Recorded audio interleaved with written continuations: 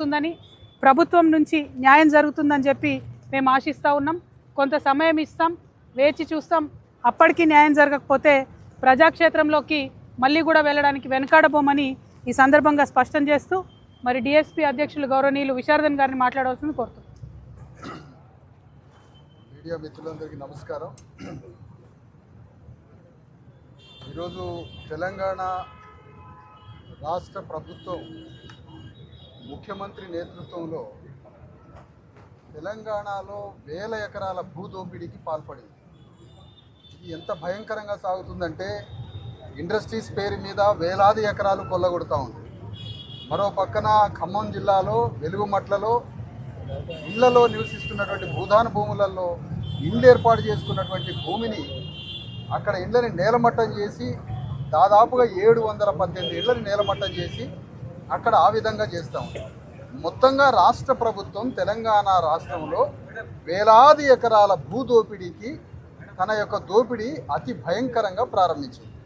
ఆ దోపిడీకి వ్యతిరేకంగా తెలంగాణ రాష్ట్రంలో ప్రభుత్వం మీద యుద్ధం చేసి ఆ దోపిడీని ఆపాలని, ప్రజలకి న్యాయం చేయాలని 2-3 సంఘటనలలో మరి తెలంగాణ రక్షణ సేన అధ్యక్షురాలు కవిత గారి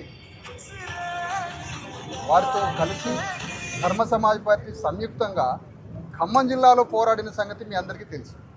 ఆ తర్వాత పరిగిలో వచ్చి రైతుల భూములు 1400 ఎకరాలు భూసేకరణ చేస్తుంటే దాని మీద చాలా భారీ ఎత్తున పోరాడిన సంగతి మీకు తెలుసు. మొత్తంగా మేము చెప్పాల్సిన విషయం ఏంటంటే ఎంఆర్ఓ దగ్గర నుంచి ఆర్టీఓ దగ్గర నుంచి కలెక్టర్ వరకు రిప్రజెంటేషన్స్ ఇచ్చాము. ఆ పైన ఉన్న మంత్రులకి రిప్రజెంటేషన్ ఇచ్చాము. అంటే కలెక్టర్కి, ఎంఆర్ఓకి, ఆర్టీఓకి, మంత్రులకి, ముఖ్యమంత్రి దాకా పోయినా ఈ సమస్యకి పరిష్కారం దొరకలేదు. ఖమ్మంలో పెద్ద పోరాటం చేయబట్టి కొంతమేరకు ఒక 318 పట్టాల వరకు సాధించగలిగారు. కానీ మొత్తంగా జరుగుతున్న దోపిడీని అరికట్టి బాధితులందరికీ న్యాయం చేయాలి అంటే మంత్రులకు చెప్పినా, రెవెన్యూ చెప్పినా, అధికారులకు చెప్పినా పరిష్కారం కాలేని ఈ దుస్థితిలో రాజ్యాంగ అధిపతి ఒక గవర్నర్ ఉన్నాడు ఈ రాష్ట్రంలో. ఆయన రాజ్యాంగానికి అధిపతి. ఎవరు రాజ్యాంగానికి అధిపతి? తెలంగాణ స్టేట్లో గవర్నర్. మరి అధిపతి ఒక్కడే కనపడుతుంది కాబట్టి ఆయనకు విన్నవించుకోవడానికి వచ్చినాం. అయ్యా నువ్వు ఒక్కడే ఇప్పుడు పరిష్కారం కర్తవి, నువ్వు రాజ్యాంగ అధిపతివి. రాజ్యాంగానికి వ్యతిరేకంగా ముఖ్యమంత్రి రేవంత్ రెడ్డి దుర్మార్గంగా పరిపాలిస్తూ వేల లక్షల ఎకరాల భూ దోపిడీకి ప్రారంభించాడు. అది 4th సిటీ పేరు మీద కావచ్చు, RRR పేరు మీద కావచ్చు, వెలుగుమట్ల పేరు మీద కావచ్చు, పరిగి ఇండస్ట్రియల్ పేరు మీద కావచ్చు, మొత్తంగా 1,00,000 ఎకరాలు కొల్లగొట్టడానికి పథకం పన్నెండు. దాన్ని ఇమీడియట్గా ఆపండి, భూముల్ని రక్షించండి, పేదల్ని కాపాడండి అని రాజ్యాంగ అధిపతి అయినటువంటి గవర్నర్ గారికి మరి రక్షణ సేన అధ్యక్షురాలు కవిత గారు, ధర్మ సమాజ్ పార్టీ సంయుక్తంగా పోయి అయ్యా మీరే రక్షించారు, మాకు ఎవరూ కనిపించట్లేదని ఈ రిప్రజెంటేషన్ వారికి ఇవ్వడం జరిగింది. చాలా సానుకూలంగా ప్రతి పేపర్ని చదివారు. పరిష్కారం చేస్తారేమో అనే అటువంటి ఆశాభావంతో మేము ఉన్నాం. గవర్నర్ ద్వారా కూడా పరిష్కారం కాకపోతే అప్పుడు భవిష్యత్ కార్యాచరణ మళ్ళీ ఆలోచించి అతిపెద్ద యుద్ధానికి తెలంగాణ రాష్ట్రంలో ప్రణాళిక తయారు చేస్తాము. రాష్ట్ర వ్యాప్తంగా ఉన్న భూ వివరాలు మొత్తం సమీకరించి సేకరించి ఎక్కడెక్కడ దోపిడీకి గురైతుందో దీని మొత్తం మీద రాష్ట్ర వ్యాప్తంగా ఒక నిరసన అతిపెద్ద మహాసభ కూడా పెట్టడానికి ఒక ప్రణాళిక ఆలోచిస్తాం. ఇది ఈ రోజు జరిగినటువంటి సంగతి. Thank you. జై తెలంగాణ.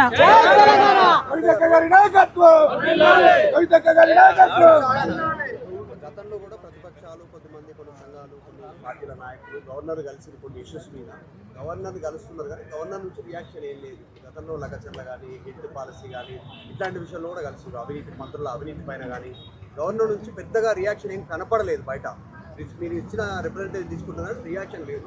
సో అట్లా ఇది అట్లా ఉంటే ఎట్లా మీరు ఏం చేస్తారు?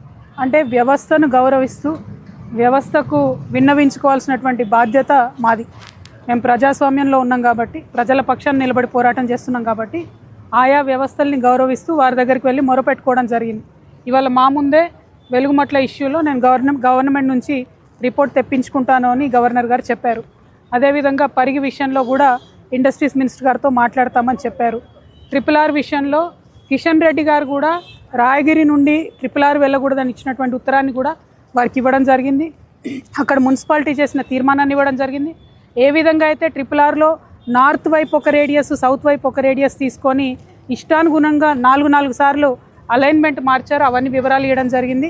వారు కూడా కొంచెం ఆశ్చర్యానికి గురైనారు. మరి ఇంత పెద్ద ఎత్తున ఇంత అన్యాయం జరగడం ఏందని. సో సో వారి ప్రతిస్పందనను చూసి మేము ఆశావాహంగా ఉన్నాం. ప్రతిస్పందిస్తారని అనుకుందాం. దానికి ప్రభుత్వం కూడా మరి ఇవ్వాల్సినటువంటి పరిస్థితి కాన్స్టిట్యూషనల్ ఆబ్లిగేషన్ అయితే ఉంది. దాన్ని పాటిస్తుందా ప్రభుత్వం, పాటించదా అన్న దాన్ని బట్టి మా యొక్క ఉమ్మడి కార్యాచరణ ఏందన్నది, ప్రజలకు ఏది మేలు చేస్తుంది అన్నది ఫ్యూచర్లో డిసైడ్ చేసుకుంటాం. కాకపోతే ప్రజల తరఫున మేము చేయాల్సినటువంటి అన్ని డోర్లు, ఎక్కాల్సినటువంటి అన్ని మెట్లు, తట్టాల్సినటువంటి అన్ని తలుపులు మేము తడతాం. ప్రజలకు ఎక్కడ మేలు జరిగినా మంచిదే, కాదంటే పోరాటం మాత్రం తప్పదు, అది శరణ్యమే. కాబట్టి ఇబ్బంది ఏం లేదు. ముఖ్యమంత్రి మహిళలే ప్రధానం ఎన్నికలలో మహిళలు మళ్ళీ మద్దతు వస్తారు, వాళ్ళకి చీరల పంపిణీకి సంబంధించిన మాట్లాడుతూ కవిత శాపనార్థాలు పెడుతుంది కేటీఆర్ అన్నట్టు మిమ్మల్ని బట్టి శాపనార్థాలు పెడుతున్నా వాస్తవాలు చెప్తున్నారు. ఇప్పుడు నా సంగతి పక్కన పెడితే తెలంగాణలో ఉన్నటువంటి ఆడబిడ్డలలో ఈ నవ్య కూడా ఒకటి. ఆమె ఇల్లు ముఖ్యమంత్రి గారు ఏమాత్రం కనికరం లేకుండా రాత్రికి రాత్రి కూలగొట్టిండ్రు. అట్లా నవ్యలాగా ఎంతోమంది ఆడబిడ్డలు ఖమ్మం వెలుగుమట్ల ఇండ్లు కూలిపోతుంటే ఒక ఆడబిడ్డకు అక్కడికక్కడే గర్భస్రావం అయితే ఏడుస్తున్నటువంటి ఆ భర్త ఏడుపు ఇంకా కూడా వినబడుతుంది మా అందరికీ. అంటే ముఖ్యమంత్రి గారు ఏదో 100 రూపాయల చీర ఇచ్చేసి మొత్తం తెలంగాణలో ఉన్న ఆడబిడ్డలందరికీ న్యాయం చేశానని చెప్పి మాట్లాడితే అది అన్యాయం. సంపదను కొల్లగొట్టి వారి ఇంటిని, వారి శాంతిని, మనశ్శాంతిని, భూముల్ని కొల్లగొట్టి 100 రూపాయల చీర ఇచ్చి నేను 1 కోటి మంది ఆడబిడ్డల్ని కోటీశ్వరులు చేస్తా అని చెప్పి కర్కోటకుడైనటువంటి ముఖ్యమంత్రి గారు అవాస్తవాలు చెప్తా ఉన్నారు. ఆ విషయం తెలంగాణ ప్రజలు, తెలంగాణ ఆడబిడ్డలు ముఖ్యంగా గమనిస్తూ ఉన్నారు. కాబట్టి మా పోరాటం ఆ బిడ్డలకు న్యాయం జరిగే వరకు కొనసాగుతుంది. ముఖ్యమంత్రి రేవంత్ రెడ్డి మాట్లాడుతూ 70% వరకు ఆల్రెడీ వడ్లను కొనేసినాము, రైతులకు ఎలాంటి ఇబ్బంది లేదు, కేవలం 30% వరకు ఉన్నాయని చెప్పి చెప్తా ఉన్నారు. బట్ ఇంకా కూడా కళ్ళాల్లో వడ్లలాగే ఉన్నాయి, కాంటాలైనటువంటి బస్తాలు అక్కడే ఉన్నాయి. ఈవెన్ రైతులు ఆత్మహత్య చేసుకున్నటువంటి పరిస్థితి కనిపిస్తుంది. ముఖ్యమంత్రి గారు విమానం ఎక్కి ఢిల్లీకి వెళ్తారు కదా, కింద కళ్ళాల్లో ఉన్న రైతులు కనబడరు కదా ఆయనకు. కాబట్టి ఆయన మొత్తం క్లియర్ అయిపోయినాయి, కళ్ళాలలో ఎవరు లేరు, వడ్లు లేవు అనుకుంటున్నారు. కానీ దిగి ఒక్కసారి కాలినడకన నడిస్తే తెలుస్తుంది, కళ్ళాలకు పోయి చూస్తే తెలుస్తుంది. మా కార్యకర్తలు మేము ఎప్పటికప్పుడు ప్రజల్లో ఉండి నడిచి నేల మీద చూస్తున్నాం కాబట్టి రైతు దుఃఖమేందన్నది అర్థమవుతుంది. ఇవాళ ప్రభుత్వంలో ఉన్నటువంటి వాళ్ళని మేము కోరేది ఒకటే, మనందరం కూడా రైతు బిడ్డలమే. రైతు బాధతో ఉంటే, రైతు పంట పండించకపోతే ఎవరికి కూడా ప్రశాంతంగా ఉండదు, ఎవరికి కూడా తినడానికి బుక్కెడు బువ్వ కూడా ఉండదు. ముఖ్యమంత్రి గారు అబద్ధాలు చెప్పడం మానేసి వాస్తవాలు తెప్పించుకోండి. మీరు ఎందుకు కొంటలేరు, కొనకపోతే వచ్చే వడగండ్ల వాననో ఏదన్నా వెదర్ మారితే వచ్చేటటువంటి పరిస్థితుల్లో రైతులు ఎంత ఆగమవుతారు. అందుకే మొన్న సెక్రటేరియట్ ముంగట వడ్లు పోసి ధర్నా చేయాల్సిన పరిస్థితి వచ్చింది. ఏ జిల్లాలో చూసినా దుఃఖమే ఉన్నది, ఏ జిల్లాలో చూసినా రైతులు సంతోషంగా లేరు. కాబట్టి ముఖ్యమంత్రి గారు వాస్తవాల్ని తెలుసుకోవాలి, అబద్ధాలు చెప్పకూడదు. కాంగ్రెస్ పార్టీ ఎమ్మెల్యే రాజగోపాల్ రెడ్డి క్షమాపణ చెప్తున్నారు ప్రభుత్వం తరఫు నుంచి కొనలేకపోతున్నాం అని చెప్పి ఆయనే క్షమాపణ చెప్తున్నారు. ఇక మరి ముఖ్యమంత్రి గారు వాళ్ళు ఎమ్మెల్యేలు చెప్పేదే వినిపించుకుంటలేడంటే రైతులు చెప్పేది ఏమి వినిపించుకుంటాడు? మొదటిది. రెండవది, ప్రభుత్వంలో ఉన్న వాళ్ళకైనా, ప్రజలకైనా, సామాన్యులకైనా ఒక్కసారి చుట్టూ తిరిగి చూస్తే ఎంత దుఃఖం ఉందో అర్థమవుతుంది. రైతులు ఎంత బాధపడుతున్నారో తెలుస్తుంది. రైతుల వడ్లు కొనకపోతే ఇంకా 10 రోజులు ఉంది, చాలా ఇబ్బంది అయ్యేటట్టుంది. వెదర్ ఫోర్కాస్ట్ కూడా భయంకరంగా వస్తుంది, ఏ నిమిషానికి వాన పడుతుందో ఏమవుతుందో తెలియదు అనేటటువంటి వస్తుంది. కాబట్టి గవర్నమెంట్ సీరియస్గా తీసుకొని కొనాలని మేము డిమాండ్ చేస్తూ ఉన్నాం. కొనకపోతే మాత్రం జిల్లా స్థాయిలో కూడా నిరసనలకు దిగుతాం. Thank you. జై తెలంగాణ.